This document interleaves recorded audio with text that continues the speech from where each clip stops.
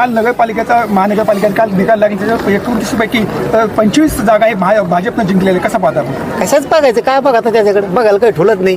पहिले संपली महाविकास आघाडी यांनी लय कलाकार आहे ती. आधी त्यांचा काटा काढा, आता शिंदेचा ना अजितदादाचा लावलाय. आणि अजितदादा बी असे लोक सांभाळतो म्हणून अजितदादापासून मराठी लांब जायला लागले. झटका कळाला अजितदादाला. कारण काय पापी लोक, रक्ताने माखलेले लोक जर सोबत ठेवले तर असले परिणाम भोगावे लागतात. अजितदादांनी याच्यातून तरी समज घेतली पाहिजे आता की आपण असे नासके लोक सोबत ठेवले की जे रक्ताने यांचे हात माखले येत असते.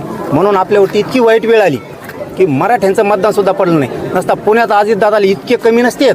म्हणजे एक बोलण्याचा भाग, मी राजकारण नाही करीत पण याच्यातून उघडं पडतं तवा की अजितदादावरती वेळ काही नासके जवळ ठेवल्यामुळे भाजप का जवळ करीत नाही त्याला.